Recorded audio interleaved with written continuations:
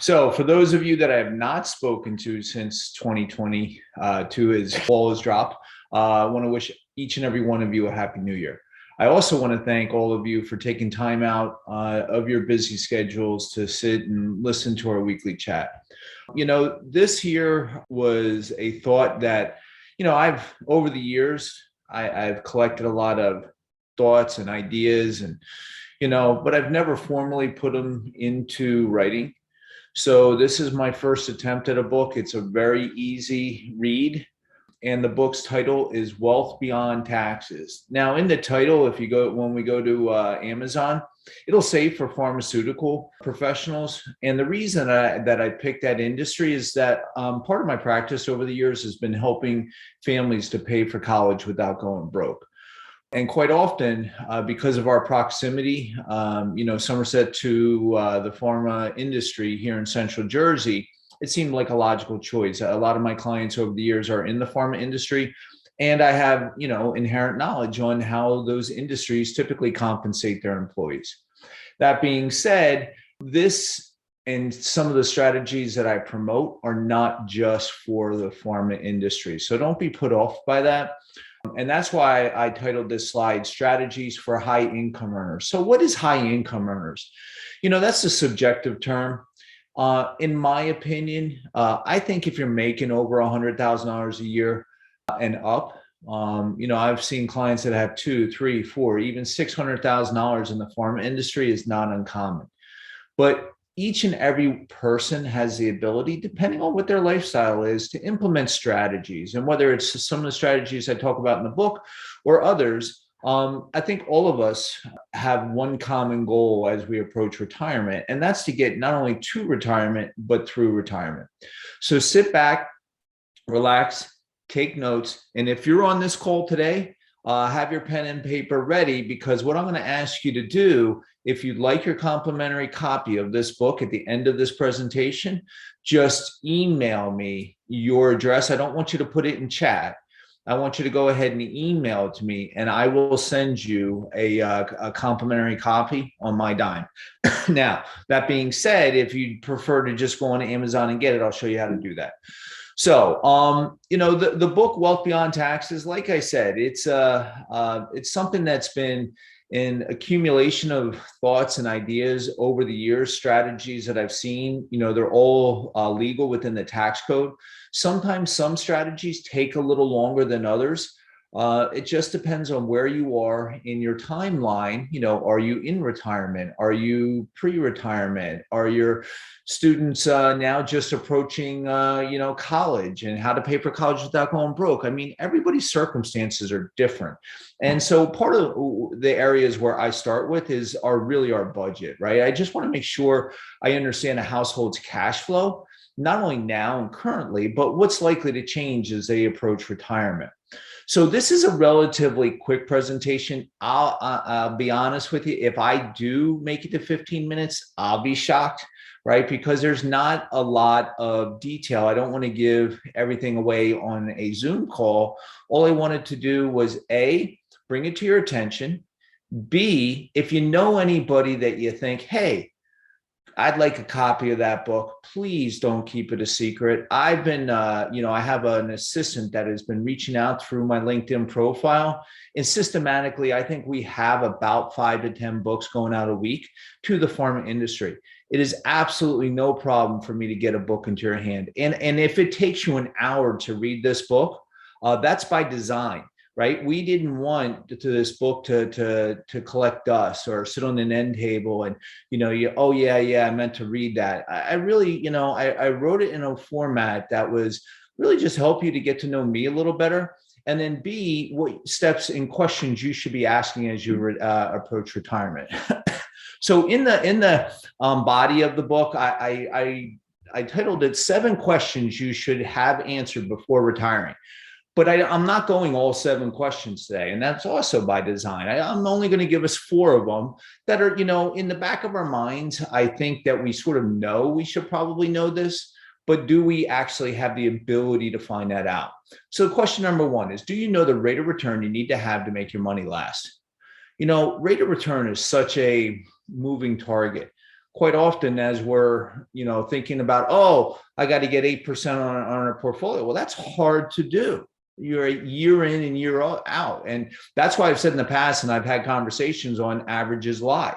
We need to have plans that account for corrections that overall reduce risk. But at the end of the day, we still need to put a rate of return on our funds to make sure that our money is moving in the right direction. And remember what I've said in the past, if you've not been on this call, retirement is not about how much money you end up with. So let's say you retire at 65, right? And you're like, I have this number, that ING commercial of old where they used to walk around with a number under their arm. What's your number? What's your number? Well, that's only half the equation. It's really, retirement is about cash flow. It's how much cash flow do we need each and every month to maintain a level of lifestyle that you've grown accustomed to. And that's why I take issue with a lot of times that these rules of thumbs, well, you only need 75% of your income while you're working in retirement. I don't know anybody that I've ever met that wanted to live on less. Now, if you do so by choice, that's one thing, but I just caution, following, typical stereotype type responses like that. Question number 2, do you know how much you need to save each year to make sure you have enough? Now, one of the calculators I use, I intentionally do not show this answer until the last part of the equation. Because if I were to put into numerical format the amount of money somebody should be saving on a monthly basis, they would probably break down and cry. And it seems like unachievable. So, although it's something that can be accomplished, it's how do we accomplish it? But knowing that first part of it, which is how much should we be squirreling away? I talked about this last week that, starting, when we're setting goals, think big, start small, act now, right? So part of this is you can't necessarily, if you feel that you're behind or that you're trying to get to a point in your life that you're feeling comfortable in retirement, you can't panic. You have to sit back and just take consistent steps and then commit to a process, commit to a strategy. And then overall, if you need to make course corrections, that's fine. But what we don't want to do is upend the apple cart and say, oh, okay, let's just start from here, right? That usually never works out well. But what I do like to promote is that let's turn around and make sure that as we're looking into the future, if we're living a lifestyle, and especially, I think a lot of people became more familiar with their monthly budgets because of COVID. It has some blessings, right? Maybe we're not commuting so much into the office. Maybe I'm not spending as much on stopping for lunch or for coffees or things of that nature. So some of those forced savings that have happened, now let's put that money aside into an account and start to earmark it into the future. So that's the second question there. The third question, do you know how long you will have to work to make sure you can stop and have your money last? And so when I've done public presentations, whether it be at Rutgers, at their business school, or at events across the state or other states, I'll poll an audience. And, typically when I say, hey, what's the, most people's number one fear as they approach retirement? And almost, I would say unanimously, the number one fear that people have, they'll raise their hand and say, running out of money. Right? That is a scary feeling, right?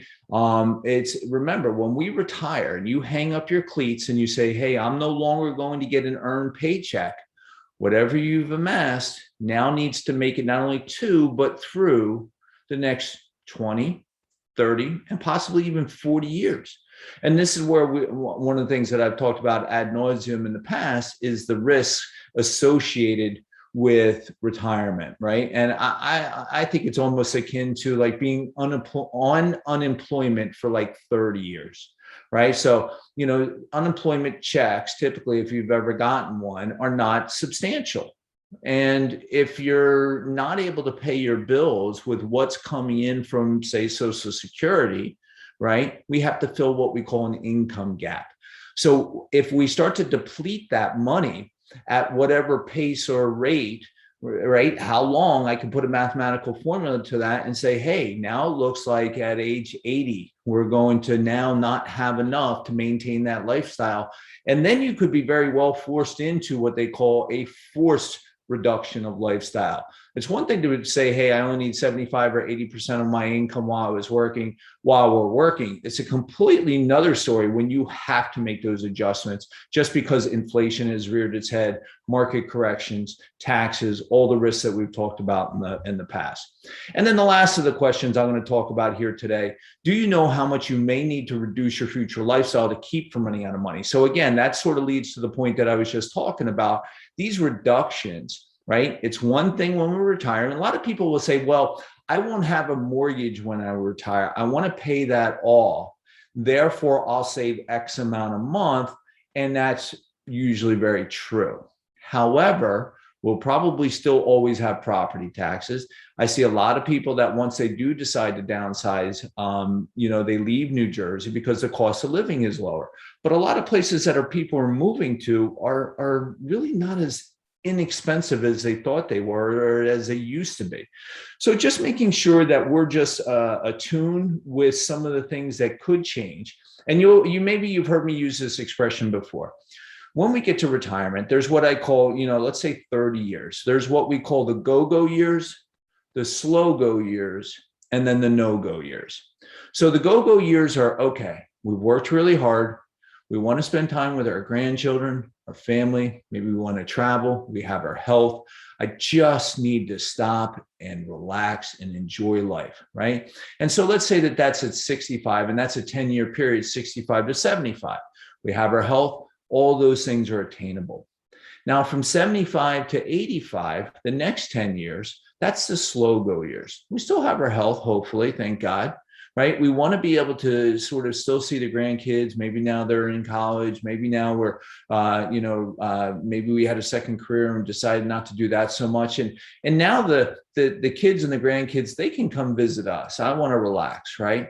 And then we have the no-go years. That's from 85 and knock on wood, if you're able to make it to 95, right? That those are the years where I'm not going anywhere. And because we don't want to slip, we don't want to fall, we don't want to injure ourselves. God forbid COVID is still around, right? The risks are very great.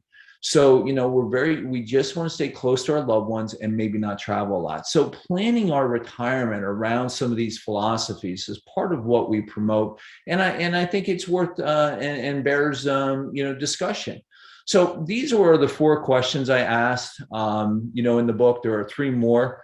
But to get a complimentary copy, no strings attached, of my book, just email me your address. It's that simple. Right? I'm not going to hound you. I will absolutely send it to you. And we had Amazon do it. And if you look here, you can, if you want to go do it yourself, you can just go to Amazon, put in Chris Lester, Wealth Beyond Taxes. And you can see here, it's very inexpensive right now. I did this by design. This is not a profit center for me. Right? I'm not doing this because I want to turn around and make money on books. Right? I've given out books for educational purposes over the years. But I found that, it was about time that I put something in and sort of highlight some of the strategies that I've seen that are proven and work to be able to share that information with you. So folks, I want to thank all of you for taking time out of your schedules. I hope everybody in your family is safe and sound. I'm always a phone call or an email away. I hope to see each and every one of you here shortly. And if you need anything, give me a call. But without further ado, everybody, just have a great day. And thank you again for taking time out to listen to me. And again, I'm going to leave this up. Keith, don't end it. So if somebody has their pen and paper, write this down, chris@professionalplanningservices.com. Because what I'm going to turn around and do as soon as I get your email, I'm going to hop in to Amazon and I'm going to ship you the book at no cost to you. So folks, have a great day.